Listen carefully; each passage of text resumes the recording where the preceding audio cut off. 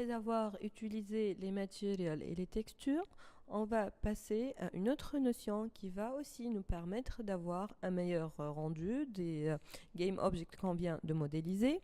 Regardez bien, si vous vérifiez, on va sélectionner la Lune et regardez bien au niveau de l'inspector, au niveau de le matériel Lune Rock comme nous avons appelé, il y a ce qu'on appelle le shader. Le shader, comme déjà on l'a défini dans une vidéo précédente, il permet d'avoir un rendu réel pour donner une ambiance bien déterminée à votre jeu. C'est une notion très importante dans le développement de jeux vidéo.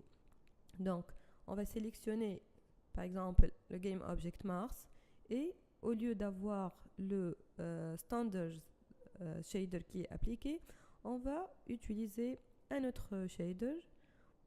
Donc Unity propose dans sa version personnelle un ensemble de shaders qui sont les suivants. On va par exemple opter pour celui de Mobile Diffuse et remarquer la différence. Donc là, on peut dire que il y a une meilleure réflexion de la lumière avec la source de lumière appliquée, Directional Light. Donc l'apparence de ce game object est vraiment a été modifiée. Donc vous pouvez faire ceci pour les autres game objects.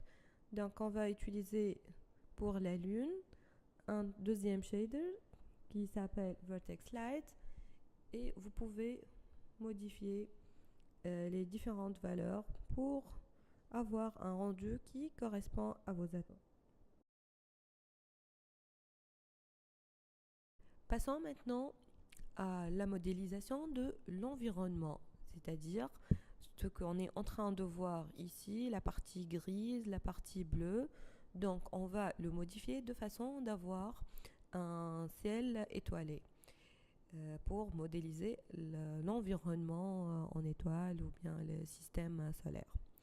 Donc pour faire ces modifications, on va revenir au game object principal qui est la main caméra.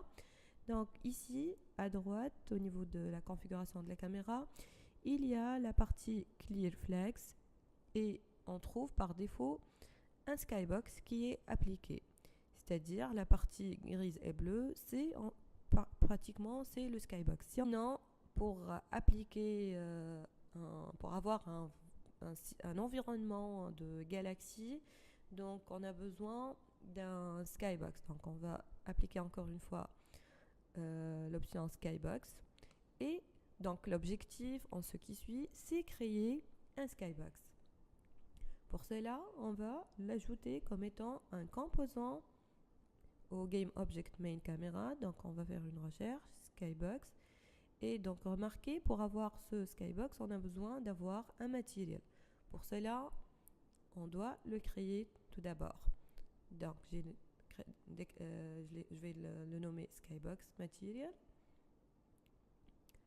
Et donc il y a, comme on a déjà vu, donc on va appliquer une texture.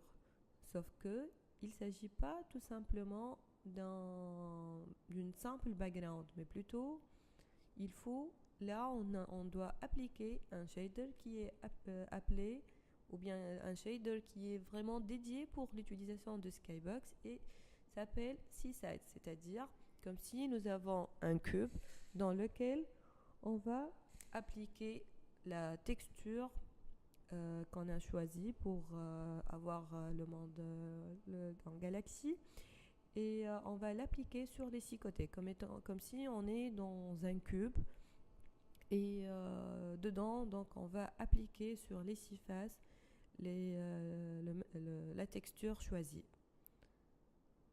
Donc après avoir créé ce matériel, là on va l'appliquer sur le skybox.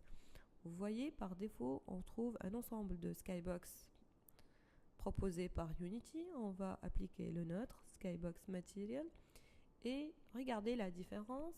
Donc tout l'environnement, tout le monde 3D est comme si il a été encapsulé dans ce skybox là. Donc, on va faire un test pour vérifier ceci.